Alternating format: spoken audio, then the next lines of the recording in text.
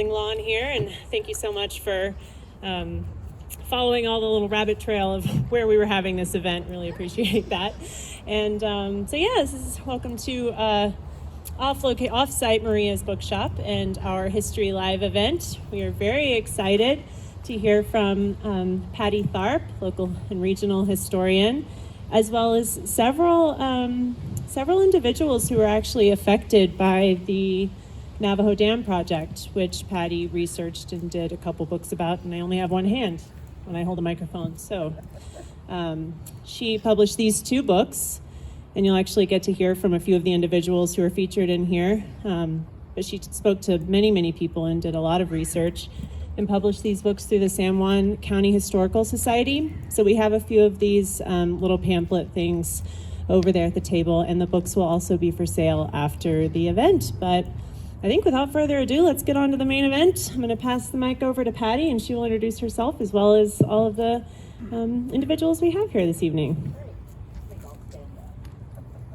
I think it'll be easier if I stand up so I can see everybody. Okay, great. Well, hello. It's wonderful to see you this evening. Thank you for coming out. And I'll begin by saying that today, very few visitors gazing upon the dazzling blue waters of Navajo Lake know that 4 communities were obliterated and nearly 200 families were displaced to build the dam. The confluence of the San Juan River, Piedra, and Los Pinos, also known as the Pine River, is no more. In 1958, construction of Navajo Dam began, and by April 20th, 1963, when it opened, reservoir waters would eventually create a relatively deep but narrow reservoir extending about 30 miles up the San Juan, 14 up the Pine, and 4 up the Piedra. It was part of the Colorado River Storage Project. If you aren't familiar with this area and have a copy of Volume 2, on page V, that's the Roman numeral V, there's a wonderful map that was drawn for me for the book by Alfonso Gallegos' brother, Ray, who lives in California. And you will see that at the southern part of the San Juan by Navajo Lake is Los Martinez and Los Pinos, and further up the river, closer to the Colorado border, is Rosa, and about 3 miles into the Colorado is Los Arboles. Los Pinos, Rosa, and Los Arboles would be inundated when the waters backed up. Los Martinez was raised for fill dirt and rock for the earthen dam, as well as for construction site offices and the large trailer park that housed the construction workers and their families for 5 years. This distinguished panel represent each of the 4 communities. But before introducing them, a little background on the settlement of the area is in order. The area of the San Juan Basin was not open to settlement until 1876, after Congress ratified the Bruno Agreement, signed in 1874 by Chief Ouray and other Utes, plus the Indian agents, the Anglo-Indian agents in Washington, D.C. And the area that is now eastern San Juan County had been added to the Jicarilla Apache Reservation by President Ulysses S. Grant by executive order in 1874. However, the Apaches never lived there. They refused to occupy that area, mainly because it wasn't in their tribal range, and secondly, the Navajo reservation abutted it, and they were traditional enemies. Therefore, also in 1876, this area was put back into the public domain for homesteading.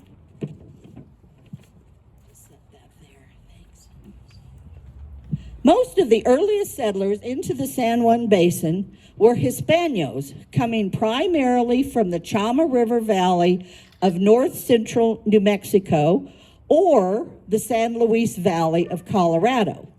However, almost all of them, except for the Candelarias, who were from the Albuquerque Candelaria land grant family, had roots in the Abiquiu area. These people were the descendants of the Spanish colonials who returned in 1692 to New Mexico with de Vargas after the Pueblo Revolt. And many of those colonials descended from the soldiers Oñate brought to New Mexico in 1598 with their Indian wives that they possibly married in Mexico or New Spain, or who they would later marry in New Mexico, either Pueblo or nomadic. And the only time they were really Mexicans was between 1821 and 1848. In 1821, Mexico got its independence from Spain, and then in 1848, after the Mexican War and the Treaty of Guadalupe Hidalgo was signed, then New Mexico became a territory. So they really were not Mexicans. They are Spanish descendants of the colonial people. They came for land and a new life, and these Hispanos were often related and migrated together. Some had been mule train freighters taking supplies from Abiquiu to the mines around what is today Silverton. And they saw the opportunity for homesteading along those fertile river valleys. They were all squatters until 1880, when the United States government completed the survey. And then, after that, they were able to make the long, difficult, and often perilous trek to the nearest general land office, which was in Santa Fe, New Mexico, to file their homestead claim. For Rosa and Los Arboles, the coming of the narrow gauge Denver and Rio Grande Railroad was a huge boon. It was completed from Chama to Durango between 1880 and 1881, and later would continue to Silverton. And as you know, that is the only part that's left. Supplies could now be shipped in, and livestock and wool could be shipped out to market. The train at Chama went on to Denver. These Hispanos were subsistence farmers, grazing sheep and goats, raising crops for their livestock, had huge gardens and orchards irrigated by acequias, or irrigation ditches, from the river, and they were annually maintained by the people themselves. They lived on what they raised and stored, but there was no electricity, so there was no refrigeration. And this happened even into the late 1950s. In the 1920s, after prices for wool and lamb plummeted, it was even harder to eke out a living. But they did. Their large families, their Roman Catholic faith, their fiestas and wedding feasts brought much joy, comfort, and support. In 1957, Bureau of Reclamation agents began knocking on doors in Los Martinez and Los Pinos, giving the residents there a 1-year eviction notice. People that lived up in Rosa or Los Arboles had a few more years before they were forced to leave. Whatever buildings remained would be bulldozed. The government compensated at the rate of $125 for an irrigated acre and only 85 for dry land. But comparable land in the area had already gone up to $600 an acre. And when I compared the purchase agreements at the San Juan County Courthouse in Aztec with all of these people and the Department of Interior, there was huge disparity. A lot of people got a lot less than $125 an acre. And there was no reimbursement for relocation expenses. The news of a forced move was shattering. Where to go if elderly, and where to start over if younger. And here are their stories. I'd first like to begin with Delia Martinez Velasquez, who was born, I hope she won't mind me telling you, in 1934 at Los Martinez. Hello, this is Delia Martinez Velasquez. And my story starts at Los Martinez. Los Martinez was kind of like what is Turley and Archelados today. Sprawling ranchitos that extended about 5 miles from about a mile below the spillway downstream on the San Juan River to where the crusher fishing hole is now. The people built their houses on the highest terraces above the river and below that grew their gardens, crops, and orchards, water by the acequia. My father, Manuel Martinez, was the mayordomo of the acequias, and he kept track in a little journal of how much water each family received, as well as their contributions of maintenance, especially in the spring when it had to be cleaned out. Los Martinez was named after my grandfather, Felipe Santiago Martinez, and other Martinez relatives that came in 1878 and 1879. My grandfather was born in 1857 in Abiquiu and came to the land as the new opportunities is fertile San Juan Basin. In his homestead testimony in 1885, he declared he established his residency in 1879 on his claim of 160 acres and built a picket house of 3 rooms, a pole corral, a cave cellar, a irrigation ditch that cleared and broke 10 acres that he had cultivated for 5 seasons and valued his place at $400. At the time, his family consisted of his mother, his unmarried brother, and a sister. Later, he married my grandmother, Francisquita, and they had 16 children, 4 boys and 6 girls that lived. My grandfather was elected probate judge and served between 1890 and 1892. At the time, he had over 1,000 head of sheep. All of his sons, including my dad, were herders at a very young age, 8 and 9, and a little bit older too, 10 years old. In August of 1911, my grandparents deeded for the sum of $1 an acre of land to the Archbishop in Santa Fe, upon which a church dedicated to Our Lady of Guadalupe had stood since about 1900.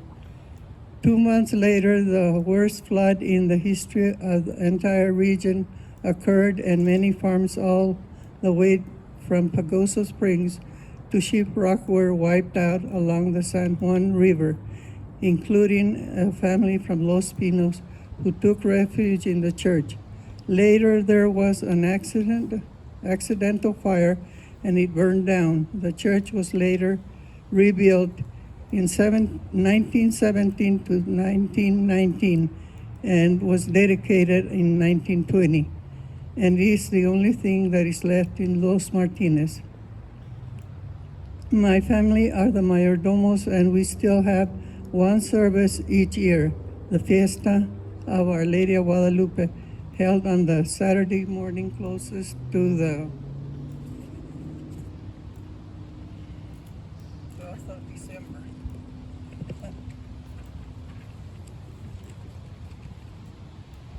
On the day closest to the day, December the 12th, the priest has decided, since we are all getting older, to hold the services during the day instead of at night. I invite all of you to come. It is one of the few things that remain from our traditional culture. All the themes and songs in the Spanish accompaniment by a guitar, and at the end, we all go outside and circle the church 3 times, walking by the little bonfires or luminarias that light the way for the Christ child, like in the night of my childhood. A special family is chosen to carry the statue of Our Lady of Guadalupe, and the priest shakes the incense and the band continues to sing and play.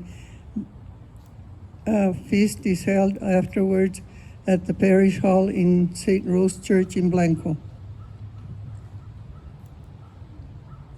Growing up in the 1930s and 40s, everyone was very poor in Los Martinez, but we didn't know we were poor. We didn't even know there was another world out there, because our whole world was Los Martinez. I was 10 or 12 years old when I made my first trip to the big city of Blanco. We had to work from an early age, but we had fun too. I loved to go horseback riding up and down the river. We never had indoor plumbing, no running water or refrigeration, because the country never extended electricity our way until 1957, and then it was just for the offices that would oversee the construction of Navajo Dam. Electricity never reached my parents' house. My parents made a big garden. They grew a lot of pinto beans, green chili, watermelons, melons, peas, corn, and they sold some vegetable, and we had a big orchard. They were selling apricots and the garden vegetables by the 10th or the 15th of July. And for San Ignacio, the 31st of July, they would take bushels of apricots to sell. We tried a lot of the fruits because we didn't have no way to can. There was peaches, apricots, and plums, and pears. We tried a lot of the fruit because there was no refrigeration. We tried everything, squash, which was reconstituted with water. Wild choke cherries for jelly grew along the river bank. We ate a lot of pinto beans, plus chili and green beans and corn and all. And then for the pinto beans, we made a roux of flour and lard, browned these a little bit and put it in the beans to thicken the juice, and it tasted very good with chili. The wood stove had a griddle cover, so we cooked several flour tortillas at a time, for which we served in every meal. We also baked with white flour bread in the outdoor horno.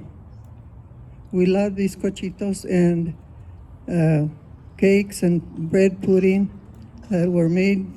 These cochitos were made for Christmas and for weddings, whenever there was a wedding.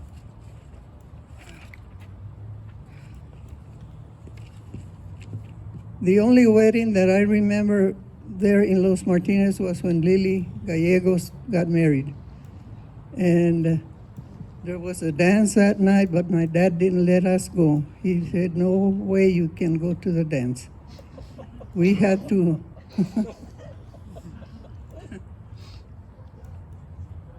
We had to milk a cow and the goats and feed the chickens. We had a couple of pigs. We butchered a pig in the winter close to Our Lady of Guadalupe Day on December the 12th, and then sometimes in February we butchered another one. But we had plenty of meat and lard and cooking oil to make the rest of the food that we ate. My mother made pozole in the wintertime with fresh pork.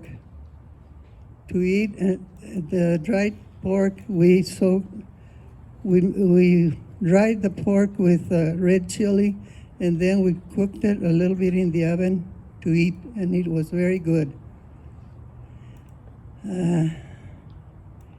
Every home had an altar. In our case, it was a shelf on our out of reach where my mama put the little statues.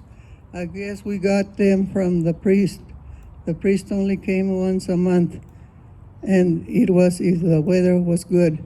And then we went to Mass at the church. Otherwise, we had family rosary and prayers at home. The Feast of San Antonio was on the 13th of June, and it was greatly anticipated. We children and our parents would go from farm to farm and carry the statue of San Anthony. For every garden we were given a plant of whatever was growing, melons, chili, corn, pumpkins, and vegetables of every kind, carrots, red beets, potatoes.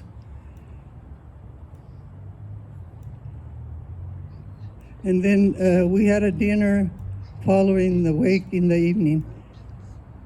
San Antonio was a main saint in our valley, along with Our Lady of Guadalupe. There are hardly any photographs of my childhood. No one had afford a camera.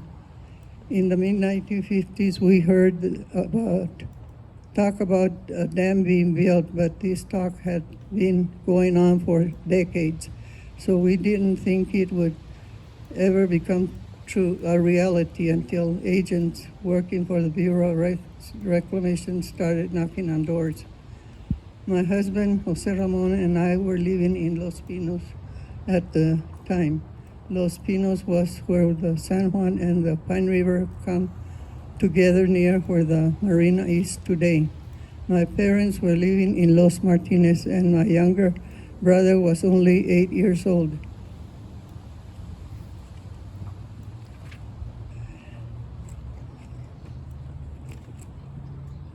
There's another page somewhere.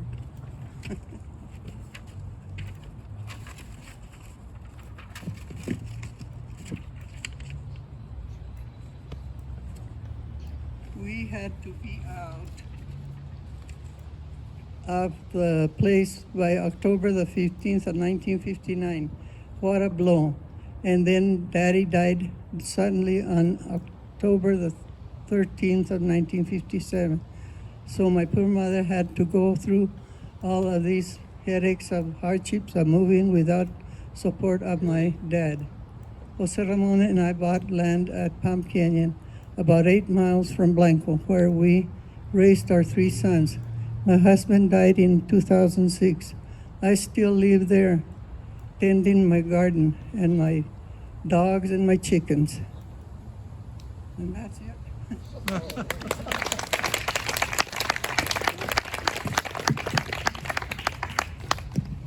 Thank you, Delia. You're welcome. Next, I'd like to introduce Leonard Trujillo. And Leonard was also born at Los Martinez. Hello, you hear me? I speak loud enough without one of these. You know what, Delia, I want to just sit down. You're going to put me to shame here because she's a couple of years older than me, but she's much younger. Okay, I was born in 1940 on the Trujillo grandparents' farm below Navajo Dam near Crusher Fishing Hole, which is once a rock quarry during construction of the dam in 1940.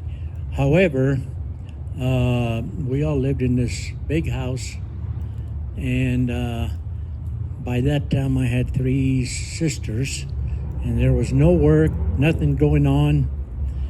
Times were bad. So my dad left and went to Bryce, Utah to find work, and finally he found work with the in the coal mines of Price and Dragerton. So a lot of people left that area that time. But my grandparents, Jose Maria and Rafaelita Pacheco, they lived there, who I was with. I remember this big house. We lived on the back part of it, and I loved the farm. I was Grandpa's boy. And a little bit of history of how we got there. My grandparents were from Monte Vista originally, and they came on down also looking for a better life. And I guess they found, I didn't know about this, a Porter coal mine in Durango. I don't know about that. I wasn't paying attention. I was just working hard, hoeing chili and shooting rabbits, and I was a farm boy. But when they left, I went with them to Utah. My mother, since I had 7 sisters and I was the only boy, my mother kept saying, "Oh, mijito, you gotta be with us." I said, "I know, Mother, but I love the farm. I want to go back with my grandpa. And look at my grandpa. He's old. He needs me." "Okay, mijito, you can stay with your grandpa." So I conned everybody that way. And so my mother, on my grandma's side, was Pacheco's, and they came from Ojo Caliente, I guess. And some of you know the Pacheco's there. Martin Pacheco is her dad, but Chris Pacheco and Leo Pacheco, everybody knows him, and all that bunch. My grandma was part Pacheco and part Lobato, and Lobatos live forever, so my grandma lived to be 102. And they met at a dance in Los Martinez. Now, Los Martinez was a nice little community, like Delia says. We were all poor, but we didn't know it, but we had a good life. And everybody was self-sufficient. Everybody in that whole community, they had chickens, they had a milk cow and a milk goat for when the cow was dry, and chickens and a couple of hogs and a cellar, and we made all ristras and all of the stuff, dried the chili, and so that we could make soup and maybe poached a deer or two maybe to help. But we had a good time. The school was the life, I think, wouldn't you say, Delia, of the community and the church. We had a Christmas play every year. Christmas. And we all had a good part. I still remember mine, Miss Archuna says. I would get up and say, "Merry, Merry Christmas bells, candle bells and toys." Do you remember yours? I was bad, what was it? King Herod. I played King Herod. Oh boy, you were advanced. You had to be the king, not the queen, huh? And wait, Leonard, let me just interject Naomi, because she remembers a ditty that she used to say at all the school plays. I went to school in Allison the first year. In fact, I had her grandmother as a teacher, and we were classmates. Can you believe that? In first grade. And I was Espinosa, and he was Gallegos, so he always sat behind me. Okay, when the Christmas play was to be presented, I was one of the smallest little girls.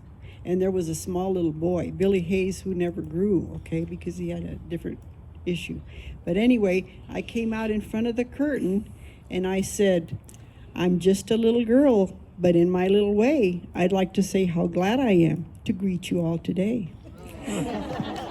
Isn't that nice? Here we are, all 65 or better, still remember. Getting back to our farm was the last one, or rather the first one, after they bought all of the land, all of them farmers were carried out in belly dumps and equipment and to be the side of the dam. Now,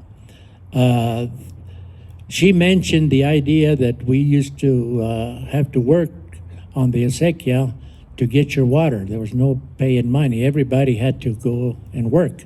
If you didn't work, you didn't get no water for your crops. And we had a big old dike, a cable, which is directly underneath the dam, and that was for the presa. And like Delia said, her dad was the mayordomo. He was a large man. And Delia and I were reminiscing a little bit ago because it's a true story that happened. My Uncle Sam was also a large man. And I always wanted a small shovel, so I got one of those little irrigation shovels. They're about 6 inches wide and for irrigation. It wasn't like a regular shovel. I wanted a little one for a little boy. But anyhow, my Uncle Sam went to work at the acequia. And pretty soon he came back. And I says, "What's the matter?" "Oh," he said, "that damn Manuelon, he fired me." That was Delia's dad. I says, "Why?" "Oh," he said, "what are you coming to work, such a big man with that little spoon? I'm not going to give you time. You go home and bring back a shovel." So Delia and I were just now talking about it. "Remember that?" "Yeah, I heard about that." And Uncle Sam was telling me the same thing. But anyhow, getting back to the ranch there where we used to raise a lot, we were the last ones, raise a lot of chili. My uncle would take 100 bushels and sell it for $3 a bushel, take it to Salt Lake and Cortez, everywhere that there was any Spanish people, that's where he'd take the chili to sell. And Grandma, she was the farmer. I mean, she told us when to water the chili and everything. My Uncle Sam, who raised me, he wanted to just ride his horse and mess with the cows. My grandpa, bless his soul, he was a little bit on the slow side, I guess. I don't know. I wouldn't call it lazy because he was my idol. But anyway, yeah, he would take care of the apple trees and all of that kind of stuff. But we raised a lot of chili. We lived in a large house, and like Delia said, it had a living room where it was off limits for everybody. It was just for the month of to receive the people who came to visit, or else we would do month of May when we do the grocery. I'll always remember we'd be in the line there, and Grandma was leading the grocery, and we had a statue of the saints up there in the front, and poor Grandpa, he would kind of lay down, he'd fall asleep, and my grandma would say, "Jose, Santa Maria, Mother de Dios." He was asleep. "Santa Maria." and my grandma, she ruled the roost. But thinking back at Grandma, of course, I don't know whether it was because she took care of her body or because she was a lobato, but she lived to be 102. But I always remember, because I see people when I was a little boy, young women would just do these exercises and back and forth, and she would put this conglomerate stuff in her face. It looked like scared me to death. Oatmeal or something to keep it from getting wrinkles. And she put that stuff on there, and she didn't have any wrinkles. I mean, Grandma was like a pin-up. At 80, my aunt came from California, and she says, "I'm ashamed." She says, "I gave Mama a shower, and she's just as stout as can be. Her legs are solid like a 20-year-old woman, and here I am, 70, and I'm just all wrinkles." But Grandma was a worker. Where else? Lost track of here. Getting off the deal here. However, we worked hard. Like I say, Grandma had a herd of things. But anyhow, the reason why I wound up being raised by my Uncle Sam, my grandpa and grandmother, they bought a house here in Durango, and so they moved to Durango, be close to the to the church, where Grandma was also a devout Catholic there by Columbus or something on Fort West. But the Sacred Heart. Okay, but anyhow, she bought that house. Believe it or not, she bought that house for $1,500, and she paid it all with crocheting hats, and then starching them and putting flowers on them. She'd bring them to Durango and sell them to the comadres for $5. Can you imagine how many hats it took to buy that house? But she bought that house, and she says, "This is my house, Jose." And I mean, okay, we went there. And Uncle Aunt Margaret and those people lived in it, but Grandma bought it, and I kind of wonder why she bought it so cheap, and it was built in the alley. To get away from all the people and the highway fringe. She built it in the back so it could be a little bit farther away from the neighbors. However, it was inconvenient because you had to park in the alley. Getting back to our school over there, it was an adobe school, 20 by 20, and all of the kids went to there. I think you were the oldest one then, Delia, in 8th grade. Hold up the picture. 1940. Anyhow, you guys need to buy all these books, okay? So you can get this beautiful picture of all of this guy, especially me and Delia here. We're two of the oldest. I guess, the little boy in the front there, bashful. That'd be me.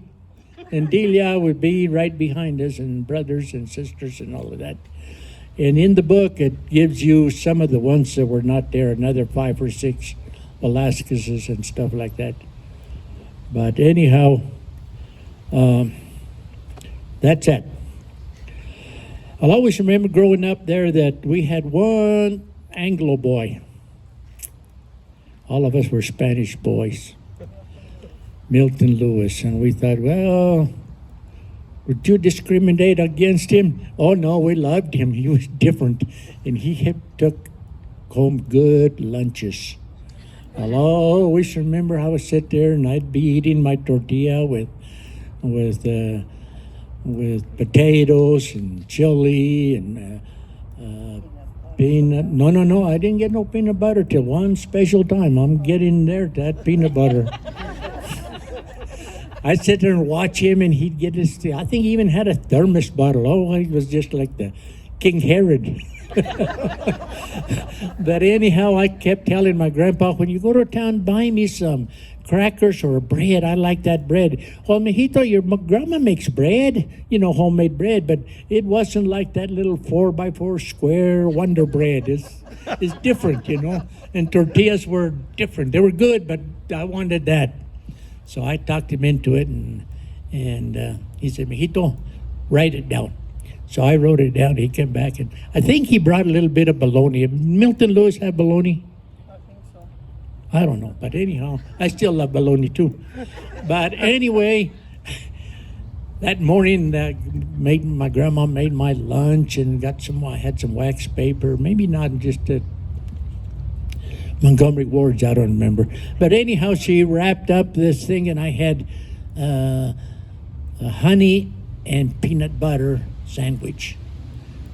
And then I guess the other one was that bologna. I don't know, but the peanut butter was the main course. So I went to school and I told everybody, oh, I got a lunch just like Milton. And Milton says, oh, what's that, Leonard? Well, he says, well, I give you some of mine, haven't I? He says, oh, yeah, but I wanted my own.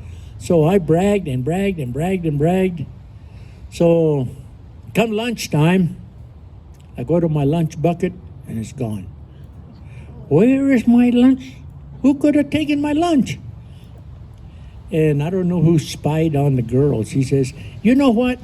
Luisa Velasquez and Norita, they took your lunch bucket. I think they're in the girls' toilet over there. So I run to the toilet, and sure enough, they were giggling there eating my lunch. Oh, I was so mad, nothing I could do, but I threw more rocks at that. I picked up all the adobes and kept throwing them and cussing them. Finally, they came out and ran in. And then I didn't want to tell the teacher what had happened. But anyway, they denied it. But my lunch bucket was in the girls' restroom, empty, no peanut butter. I should have at least taken theirs, but I didn't. So like I said, there's the picture, and we'll put in a shot there so they can buy that for, it's on sale today, by the way. No? Okay, I guess that's it. So anyway, as we got older, everybody moved out, and I stayed. I'm hard-headed, I stay forever. But anyway, I was born there and delivered by a midwife, and this midwife, her name was Pulita Ribas. She's from Durango, and she delivered me. She was kind of a midwife. And they said, well, what'd you pay her? She says, they gave her a couple of ristras de chile. So I was expensively brought into this. Now, you know, the little Billy 3-foot chili ristra is about $30. Well, see, I was brought in for $50. But anyhow, I stayed there, went to school in Bloomfield, in Blanco first, and then they tore down the old school where we are at by the Catholic Church there, St. Rose, and there went to the 7th grade there, and I met my wife in the 8th grade, and she met me, and she says, this is a guy I'm going to marry. But anyhow, we went to high school in... Stand up, Rose. High school in Bloomfield. That's Rose. We went to high school in Bloomfield, graduated there in 59, and I got my diploma because a few times that I went to Utah, I took classes over there. I wouldn't take woodwork or something. I took calculus and all that heavy-duty stuff, you know, so I could get out of school early. But anyhow, I had enough credits. I started working for the contractor building Navajo Dam, which was from 59 till 63. When they completed it, I thought, well, somebody's need to take care of it. So I went in there and applied for a job, and since I had worked for 5 years for the contractor, the superintendent there said, boy, I wish you'd come to work for me, so I did. I started working there for the Bureau of Reclamation in June the 23rd, 1963 for $1.99, and I worked up to the last 20 years I was superintendent there.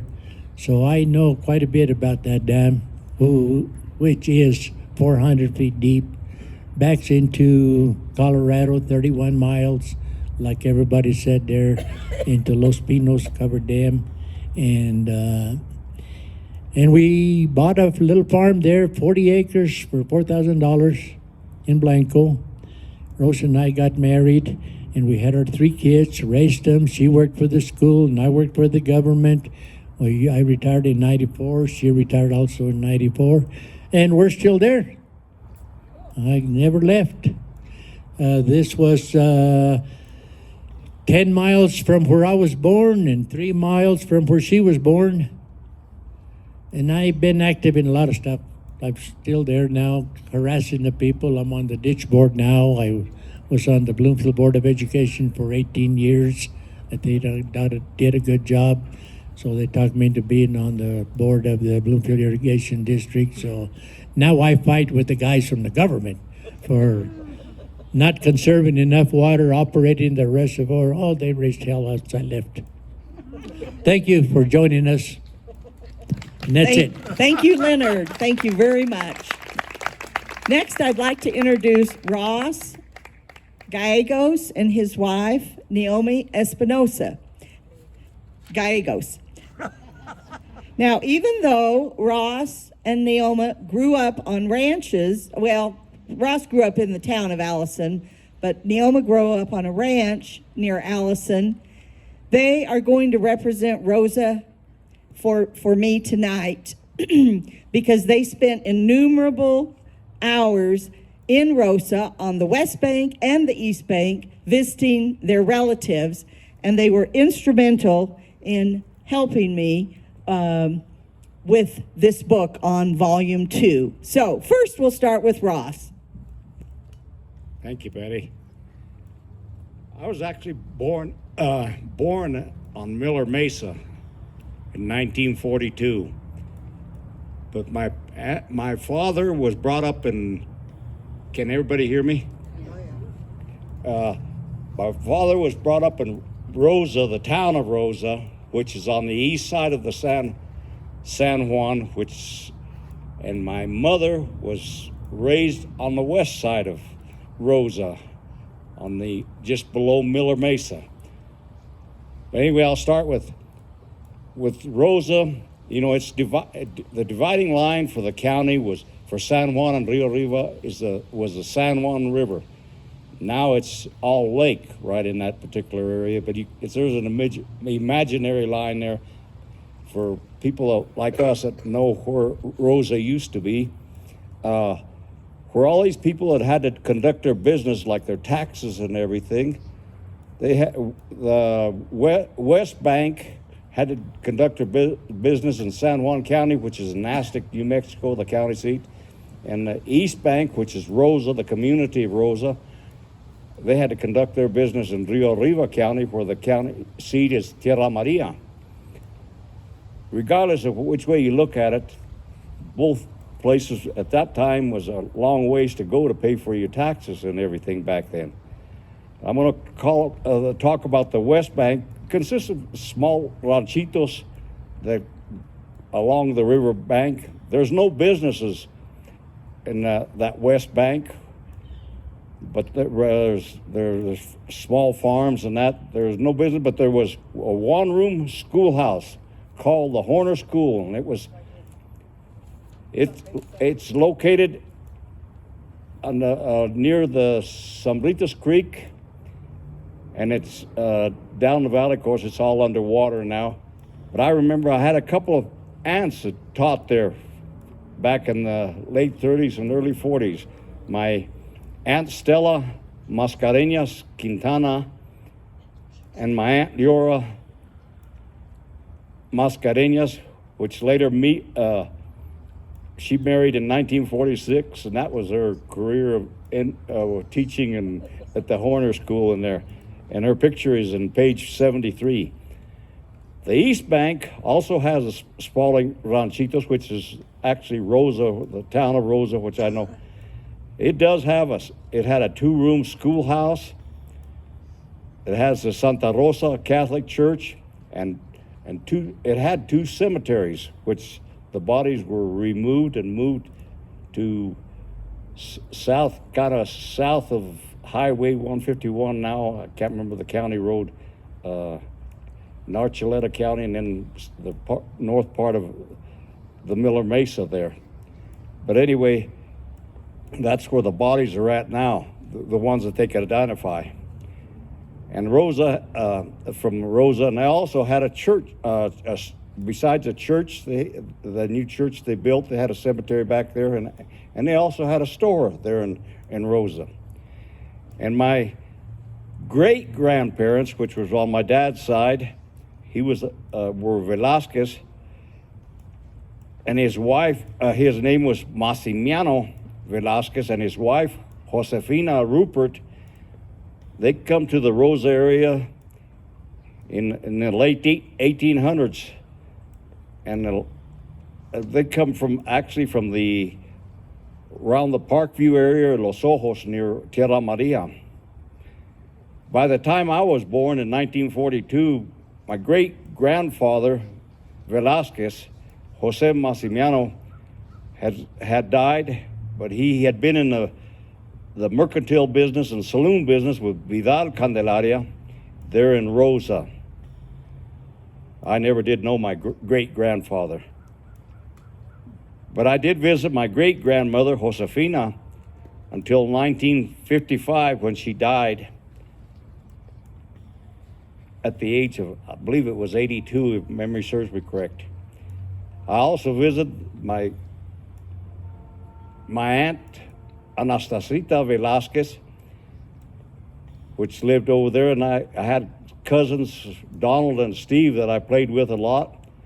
We had lots of fun together there where the Candelarias, and they lived in the original Vidal Candelaria two-story adobe home built in the territorial style in the 1900s, the early 1900s.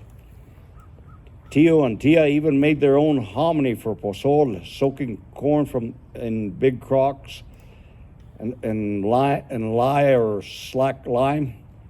I remember Tio Demetrio stored his even cabbages over the winter by burying them in the sand with the roots looking up, and he would have fresh cabbage in the early spring. I mean, he put it on the ditch bank and it worked great.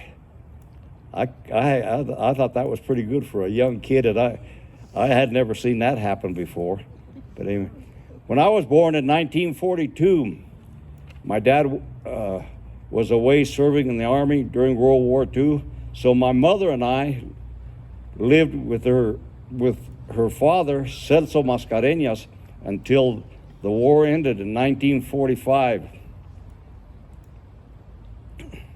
My great-grandparents from the Mascareñas side initially settled in 1917 on the west bank of the Rosa, right below Miller Mesa.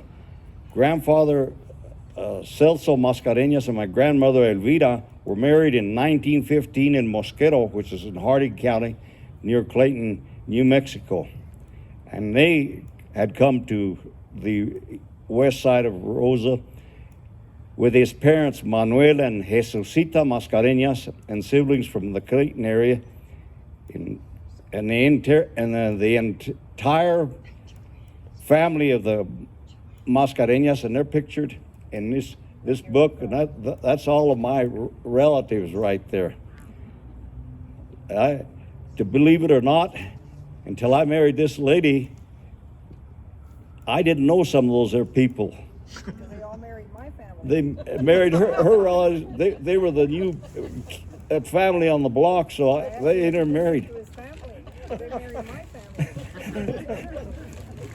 When my great-grandfather died in 1939, which is on the photo there, the picture was taken after the funeral with my great-grandmother, surrounded by all her children and her spouses. There is my grandpa Celso, which he was already a widow at that time. And he had lost his wife, Elvira, back in 1933, which I never did see a grandmother. Grandpa helped his mother with the farm until her death in 1944. I don't remember my grandma Jesusita. I was too small to remember anyone, but then I go to the photo of my mother as she was a young lady,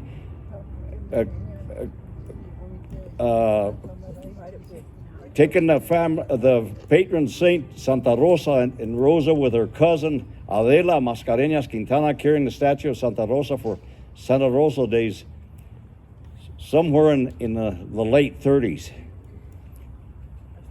Grandpa was Celso Mascareñas, was my number one. I was his shadow when I was a kid. He was a cool-headed patient and dang good cook, and I was his shadow. Even though when I moved to Allison, where I was raised till an adult, I'd ride my bicycle every chance I got to go down to Grandpa, which is about 6 mile jaunt. My bicycle, I put many a mile just going down there. And I would help him with the chores around the house, milking cows, feeding the hogs, rounding the cattle up, help him with the hay, cleaning ditches and stuff. It was work. There was always fun. I knew every fishing hole along that whole area between my grandfather's place and where her grandmother lived. I even go ask her uncle permission to go hunt over there, because we knew it was a good catfish catching hole, which I didn't know her grandmother, but I did know her aunt and her uncle real good, though. Well, in the late 50s, my grandfather decided he'd quit the farm, and he already knew his days were numbered in the ranch there, so he bought a place in Allison which was a Russell and Ruth Schock home. He lived there for a few years, and then he later moved with my Aunt Tia Leora, and Ignacio.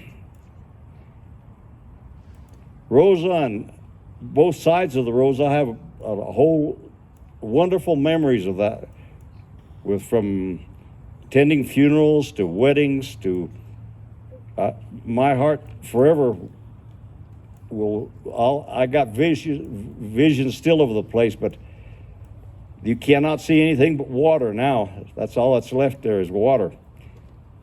But I'd love to have been able to have showed my kids and that, for all of my grandkids, where I was actually home when I was a kid growing up.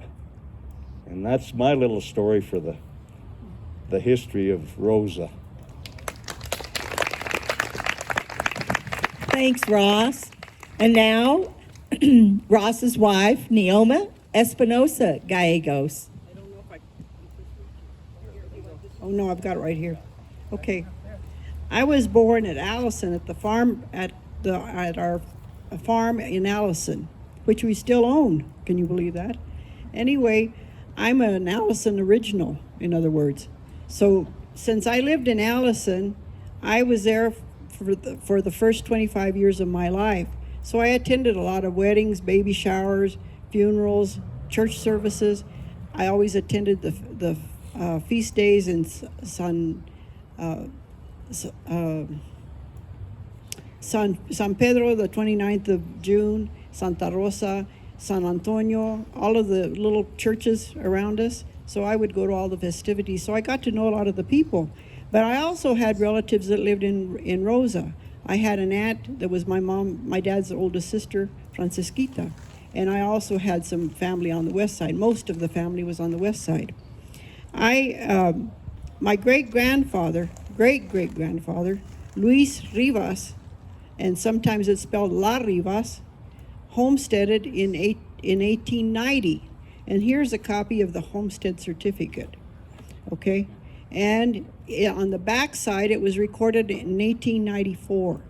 He came over from Mexico with his first wife and settled around Santa Fe. And then in later years, his wife passed away, and he remarried, and he married a Tezuque native, Rosarito Jimenez. So she was my great-grandmother. But these people all died before I could know any of them. But those lands were kept within the family till they were displaced. So Catarina Lovato was my great-grandfather's daughter, and also Juan Rivas was my great-grandfather's son. And they kept those lands for all of those years. So they kept the lands that were homesteaded for all of those years till the late 50s when they were displaced. Now that was on my mother's side. Now on my father's side, my grandfather, Antonio Jose Espinosa, came over from the Saguache area. And he came over with his father, Francisco, in the early 1800s to that area. He married my grandmother, Manuelita Garcia. He married her in 1891. A year later, he filed for homestead, and he received 160 acres also. And my father and all of the brothers, most of the brothers and sisters were born right there on that. In fact, I think all of them were born there on that ranch. But my grandfather, who I never knew, passed away, I think, in 1912. Okay, and the reason I think he passed away in 1912 was because my grandmother lost the property. She owed taxes, and the taxes had to be paid in San Juan County. Well, she lived down that river, way down at the end of the river, and I don't imagine she could read in English. I knew she could read in Spanish, and she could write in Spanish, but she didn't know how to read in English, so she lost her property. She owed $8.37 on her taxes. But she sent a relative, and I suppose by train, because it was a lady, it was one of her first cousins, and she paid they paid the taxes, and she never lost her land again. Okay? So she lived there from 1891 till 1955. And I loved going to my grandmother's, okay? she was left a widow in 1912, so she was had to keep the farm with her children. She had 8 children that lived to adulthood, and so the older children had to go out and work to make a living, to bring something in for the family. So my father attended that Horner school that I show you a picture of, and my father's right here in the very front, okay? He attended the Horner school, I think this Horner school was started in 1908, and I think he attended it from 1908 till 1912 probably, when his father died. But from that point on, he had to go to work, and he had to work as a sheep herder. So he worked as a sheep herder in the Mancas area about the time Mesa Verde was being discovered. So I don't know if he herded sheep in that area of Mesa Verde or not, but he said he was so homesick because he was a little kid and he had gone with his older brother, and he said, I didn't know how to get back home. There was just no way. I didn't know how to get back home. So he was very homesick. But I loved going to my grandmother, and since she was a widow, you know, she depended on the rest of the family, to her older sons and daughters, to take care of her. And she, as a widow, she became a typical traditional Spanish widow, okay? And I don't know if any of you remember this, or old enough to remember this, but the widows in those days wore black. And they wore the long sleeve black dresses with a high collar, no flowery dresses, a long gray apron, and she never wore makeup. She combed her hair in a long braid, and then she would wrap that braid up and put it together with hairpins. So she became a very typical widow, and that's the way I remember her to this day. But there was nothing wrong with the fact that she didn't dress in color, because her life was very colorful, okay? And she loved me, and I loved that, because when I would go to her house, she would greet me with a big hug and a kiss, and she would kiss me back here, and it tickled, so I loved it, okay? Anyway, a lot of them called her Madrecita. Madrecita means little mother, okay? On top of raising 8 children to adulthood, she also raised 2 orphan children. She raised my cousin, one of her grandsons had lost his mother when the mother was having a second child, and he was left as an orphan, and she took him in. And then she raised another girl, Josie, a niece. It was her husband's niece, not even her side of the family, but she raised that niece also. So you see, she had a lot going on in her life, and she had a son, Juan, and I called him Tio Juan, and Ana Maria, Tia Ana Maria, my aunt. Okay, they lived with her till she passed away, and they lived there on the ranch. Now, to get to the ranch, we had to go a long distance along the Sambritos Creek. It was past the Sambritos Creek, and we would go close to the relatives of my mother, who were the Lovatos, the Montaños, and even my mom had an uncle, Rafael Martinez, who was married to one of the Mascareñas ladies. Okay, and my mom would stop, and we would visit with all of those relatives. So I got to know a lot of my mom's family and my father's family. And we would go to my grandmother's. My grandmother lived at the very end of the road.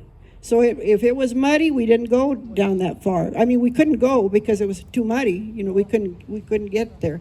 I remember one time going on a bobsled down to visit my grandmother. My dad borrowed the bobsled from the neighbor, and we went in the bobsled. That was a neat thing to do when you were a kid, let me tell you. Okay, and the house where my grandmother lived was really a very nice house. It was a typical with the big adobe blocks. So it was a 4-room house originally, and then they added a kitchen. But it had the big adobe walls that kept it real cool in the summer and warm in the winter. It was a wonderful house. And then it sat on the about a quarter of a mile from the river, and you couldn't see the river. So, you know, we could see sometimes you could hear, but you couldn't see the river, and we could walk to the river easily.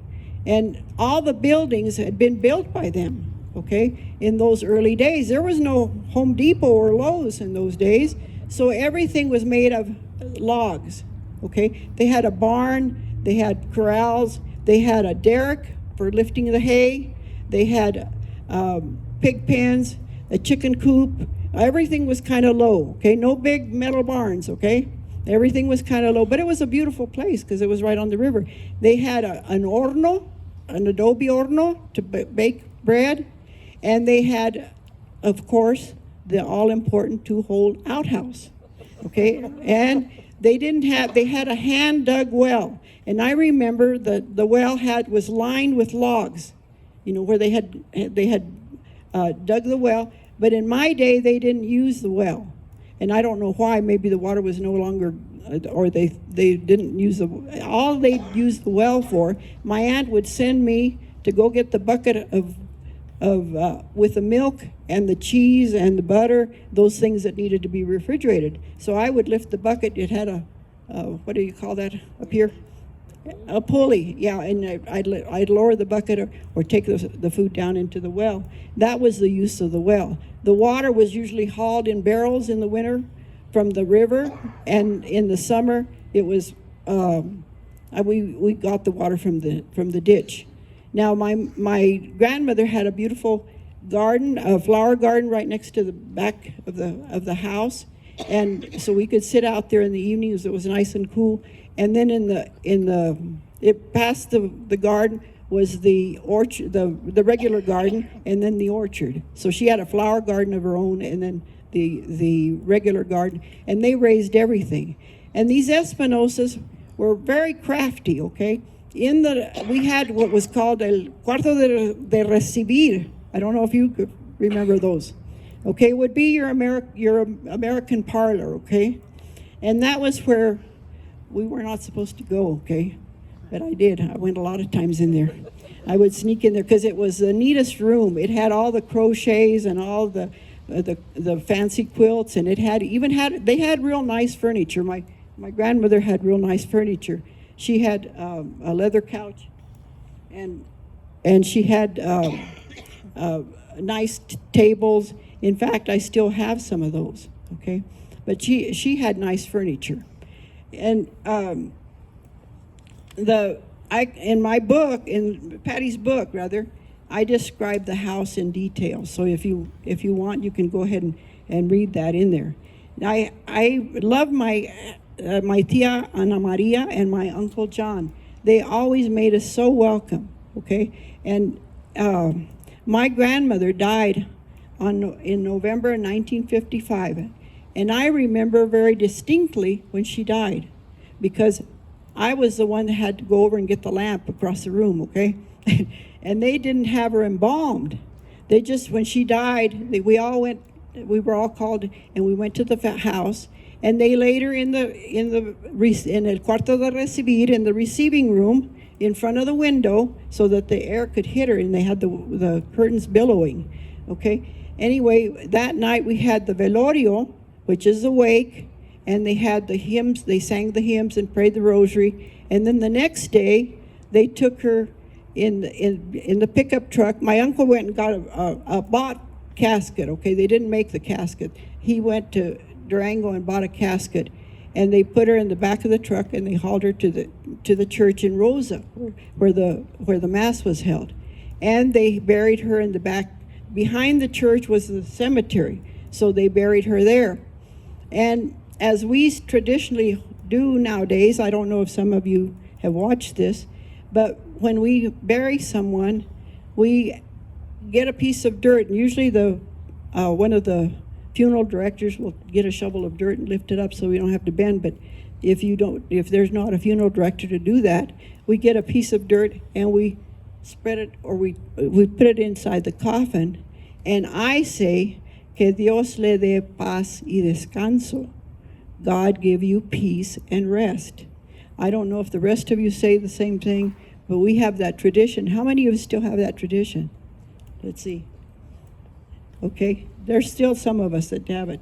Okay, my grandmother, since my grandmother was very traditional, I still keep some of those traditions.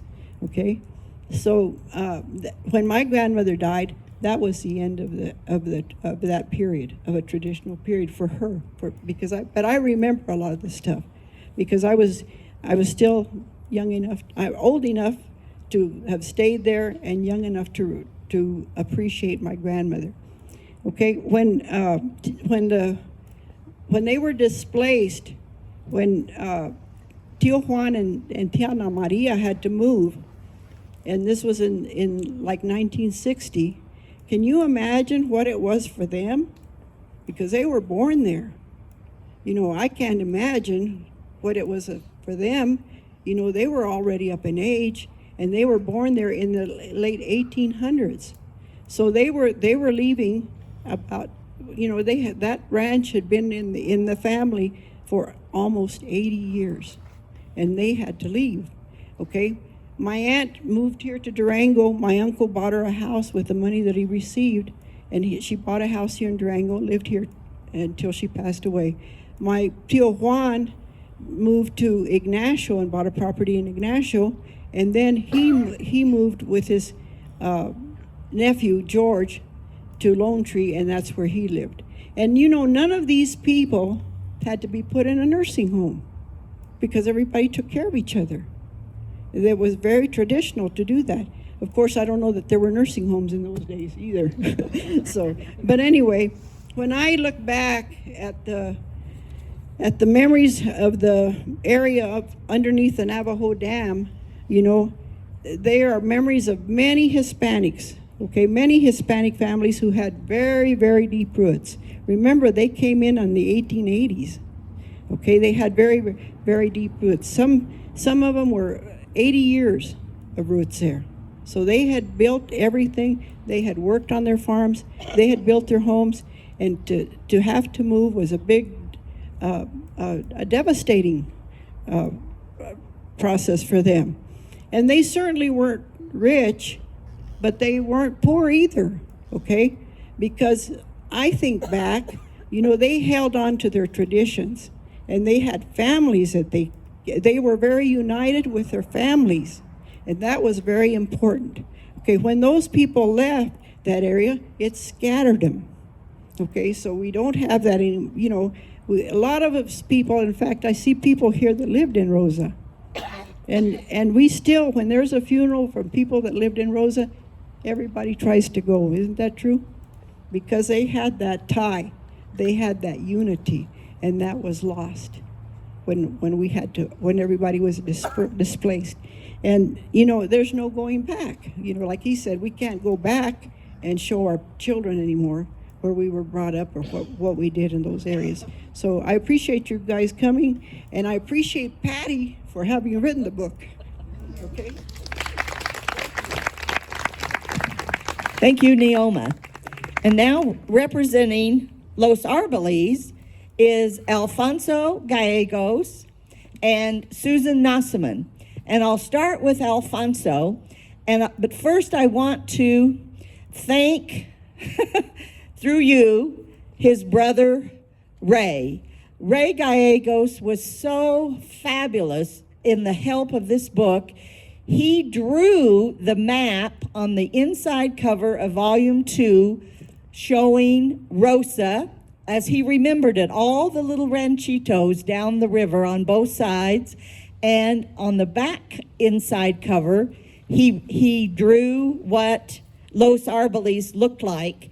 And he even included little pictures of the church and the school and where the train was. So I'll always be so indebted to Alfonso and this is his little brother, Lucas. Stand up, Lucas. Lucas was 2 when their family had to move. But thank you so much for coming, and here is Alfonso. I was born here in Durango, raised in Los Arboles, but my roots go way back into the annals of New Mexico history, to the Candelarias and the Gallegos families of Albuquerque and the Quintana and Martinez families of the Chama River Valley. Everybody hear me okay? My grandfather, Ramon Ezequiel Gallegos, married the Rosa Beauty Adela Quintana on January 22nd, 1912, just 16 days after New Mexico became a state. Their witnesses were Dario Gallegos and his wife, Marieta Velasquez Gallegos, Ross's paternal great-grandparents. There is a copy of their wedding invitation and plendorio photograph on page 89 of Volume 2. Their marriage was performed by the beloved Albert Diger, known as Padre Alberto, who rode his horse from Blanco. Padre Alberto would later become the Archbishop of Santa Fe in 1919. Ramon and Adela's 4 children were born in Rosa, including my father, Velarmino, in 1917. During this time, Grandpa probably worked as a sheep herder, but by 1918, Grandpa Ramon was employed as a miner for the Hamlet Mining and Milling Company, and the family moved in company housing in nearby Howardsville, about 4 miles from Silverton, Colorado. Many Hispanics got wage jobs with the mines during these years. The 1918 influenza pandemic hit Silverton very hard. In 2 weeks' time, there were 128 deaths, including my grandmother Adela on October 26, 1918. My dad was only 13 months old. Victims were dying so fast that a mass grave was dug in Silverton. But Grandpa Ramon took her body and smuggled it over the state line into Rosa, where she was buried by the First Church, where she had married only 6 years earlier. That church had been severely damaged by the 1911 flood, and a new church was built several miles away in 1916. The old church, however, was incorporated into a home later occupied by a Migran Montoya family. Ramon returned to Rosa for the rest of 1918 and helped bury the many flu victims succumbing to the disease around Rosa. Adela's parents, Pedro and Juanita Quintana, helped care for the children. In fact, they soon took over full-time care when Grandpa returned to the mines, sending money to Rosa for the children's care. In 1924, 2 of my father's siblings, Pedro, age 11, and Elovigen, age 9, tragically died in September, just 2 days apart, in a diphtheria epidemic. By 1930, Grandpa Ramon was caring for both my father, Velarmino, and Tio Cosme in Silverton, where he then worked for the railroad. In the early 1940s, he was again a sheep herder, but on the plains of eastern Colorado. My brother sent this to Patty for Volume 2, found on pages 90 and 91. In 1944, Grandpa Ramon retired and had his eye on a piece of river-bottom property in Los Árboles, owned by John E. Walker. It was 80 acres of prime land, over 70% irrigated, with a 1-bedroom house and several outbuildings, including a well-built chicken coop. Grandpa agreed to pay $3,045, placed a down payment, and offered it to his sons if they would finish making the payments. Tio Cosme, already married and settled in Utah, declined, but my dad, newly married about to be discharged from the Army, agreed. The renovated chicken coop became Grandpa's home, and we all lived together in the most idyllic spot above the Piedra River until we were forced out with the building of the Navajo Reservoir in 1961. My parents, after their marriage in 1945, had 7 children who brought immense joy to their lives and also to my Grandpa Ramon. There was no running water or indoor plumbing. We boys had to haul water from the river, as it was used for everything from cooking to laundry. We also had to chop firewood for heating and cooking from the huge piles of cedar that Dad and Grandpa Ramon hauled in from the nearby mesas. In the summertime after supper, we all had to go in the garden and hoe for weeds. The mosquitoes were horrible. We had a huge 1-acre garden and grew everything. Mom would put up 300 jars to store in a large root cellar in the hillside. We never went hungry. Dad had a few sheep, pigs, some cattle, and always a milk cow. We boys took turns sleeping with Grandpa at his little casita, which I liked because he gave us cookies, coffee with tons of sugar in it, and made the best homemade biscuits. My older brother, Ray, loved hearing the train whistle blow, especially at night. My sister Lydia remembered the train went through the very middle of our property. On one side, Dad had a long field of wheat, and on the other side were the barn and the corrals where our cows and sheep wandered. Further on down the hill was our house, next to the big garden and the apple trees. The irrigation ditch went right in front of the house. It was great growing up in Los Árboles. There was a 2-room school, but it closed in 1956. The younger grades were bused to Allison and the older grades all the way to Ignacio. While the school had been the heart of the community, San Pedro Catholic Church was the soul of the community. My older brother Ray was an altar boy. The priest, Father Bernardo Rodger, came from Pagosa once a month to perform Mass. He was also an authority and collector of beetles and butterflies and co-authored the book Colorado Butterflies in 1957. We often saw him in the country with his butterfly net. Sadly, his amazing butterfly collection was destroyed during a fire at the rectory in Pagosa. Los Árboles also had 2 general stores, one owned by Mrs. Janie Barrett and one owned by Jimmy Walker. Mr. Walker was also the postmaster when I was growing up, and the post office was in his store. There was a terrific swimming hole in Los Árboles, and folks as far as Tiffany and Allison would flock to it on a hot summer weekend day. Lydia was in the 9th grade when we were told we had to move. I was 8 years old, Lydia remembered. The big, beautiful garden, the fruit trees, our fields where Dad worked so hard producing so many bales of alfalfa hay, and the grain to feed the animals were all lost. My brother Ray remembered. The day we moved, Mother cried, and although Dad didn't, he must have had a lump in his throat. It was so hard to leave everything behind except our house, which we moved to our new farm 3 miles east of Ignacio. On the cover of Volume 2, this is my dad with Grandpa Ramon looking on at that very day, 1961, when we moved the house. That picture says 1,000 words. Thank you, Alfonso. And this is Susan Nossman, and her aunt and grandmother were teachers in the area, Elizabeth Nossman and her daughter-in-law, Iona Nossman.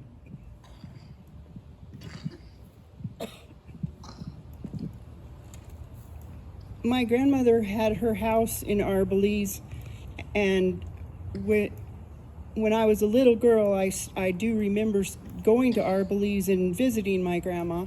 I have a picture of my dad with his horse when he was probably about 12 years old, and that would have been in Arbolese where their house was. But this is my grandmother. She was our teacher. She was a teacher for them. Our first grade teacher.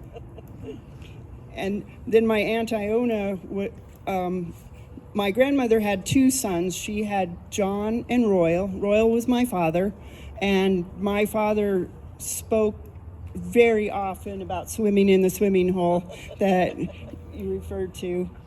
And he left Arbolese after he married my mother, but my mother was originally from Pagosa Springs, and due to the fact that World War II had caused a real shortage of teachers, she was able to take 2 years of college-level classes at Fort Lewis and get an emergency teaching certificate, and her first paying job was in Arbolese. And she boarded with the Seibel family, and all of a sudden my dad, who lived there in Arbolese, seemed to take a great interest in going over to the Seibel's place almost on a daily basis about the time school let out. And they were married in August of 1945. And they stayed in Arbolese for another year, and my mom taught school. And then my grandfather in Pagosa Springs offered them a piece of his ranch because he knew at that point in time that he was probably not going to get that piece cleared and set up into farmland. And my parents moved away, but my grandmother stayed in Arbolese. And her husband, my grandfather Clarence, I actually brought it with me, but he had the store in Arbley's in the 20s, and dropped it. I got it. I actually still have one of his little receipt books from when he had the store in Arbley's, and he died in 1946. So then that's when my grandma went to teaching school full time because she had to support herself after my grandfather was gone. And when they told her that they were going to have to leave because the lake was going to be coming up to inundate the place, my Uncle John and my father, somehow, I'm not exactly sure how they did it, but they moved her house from Arbley's to Allison, and it was directly across the street from the Seibel's little store. They had a little store and a repair shop, and she was never able to move into that house and live in it because when they moved it, the brick chimney collapsed down inside of it and the roof leaked and it wasn't safe to live in there anymore. So she lived in the little house that was right next door. And she passed away in 1968, I believe. So that was kind of my last memory of as going to Allison and Arbley's very often, although my dad grew up fishing in the Piedra River, and I think the fishing bug never ever left him. On the summer nights when I was a girl growing up in Pagosa, he'd go back and go fishing on the San Juan arm of the Navajo River probably 2 or 3 times a week, just because that was his home. That was near to his heart. Thank you. Thank you so much. Let's give all of them such a big hand for sharing their stories. I just have a short conclusion.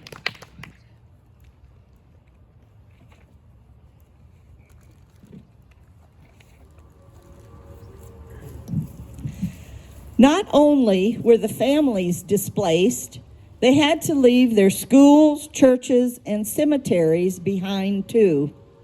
Regarding the re-interring of the remains, the bid for Rosa went to the Western Vault Company out of Holyoke, Colorado on August the 2nd, 1961. The total contract price was $31,119.85. Grading operations in the new cemetery began on August 18th, and the entire job was completed on September 29th, 1961. The new Rosa Cemetery is located near Los Arboles, but is actually in San Juan County, New Mexico. A total of 254 disinterments and reinterments were performed. A total of 234 permanent grave markers were furnished and placed at the new cemetery, and 20 markers were removed from the original grave sites. And the reason there were only 20 is because hardly anybody could afford a tombstone. But even if there was nothing except maybe a little wooden cross or some stones piled on the grave site, all the family members knew where their people were buried. However, for the remains to be exhumed, consent was required. All of the known immediate relatives with their place of residence had to be listed, and one of the family members had to sign a release on behalf of all of them. Actually, those records were microfilmed, and the LDS Church has them at the Family History Library, and you could go to the Family History Library here in Farmington or Durango and order that microfilm.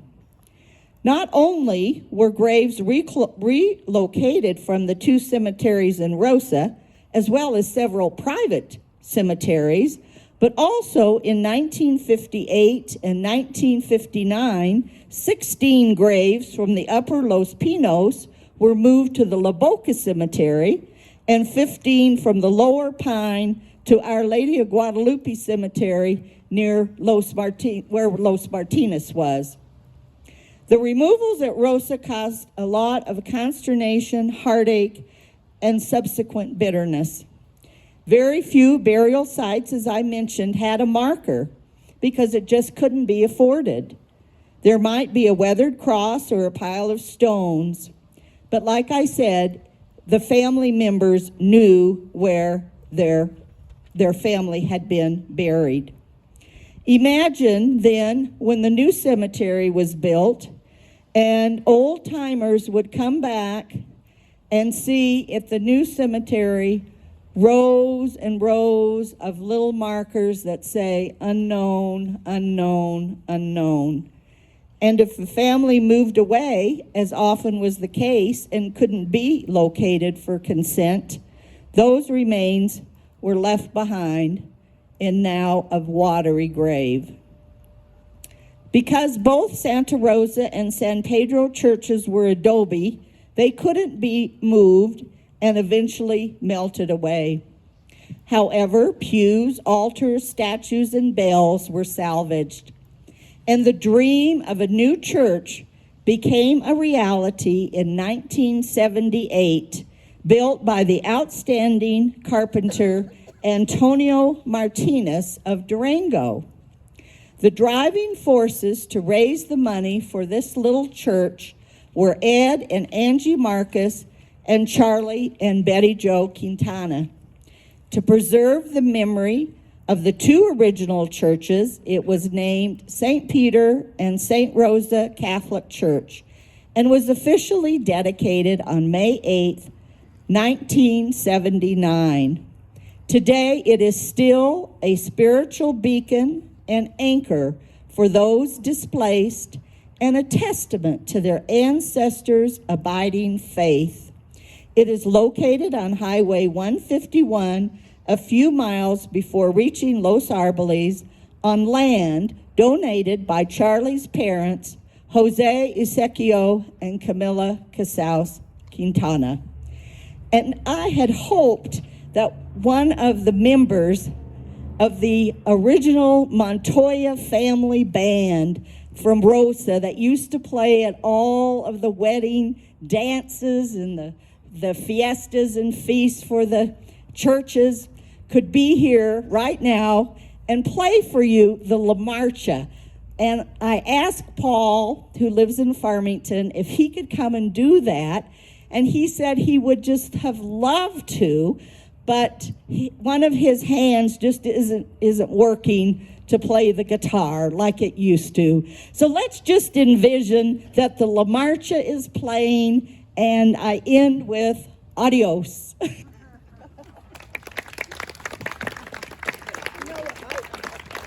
would like to thank Patty. I would like to thank Patty for putting this book together, both of these books, because some of the history is not lost now. And that we can go back and look at those books, and we have pictures now that we can refer to. So thank you, Patty. You're welcome. You're welcome. You're welcome.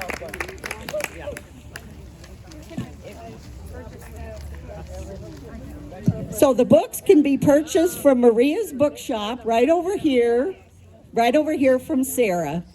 Thank you. And all the proceeds go to the San Juan County, New Mexico Historical Society.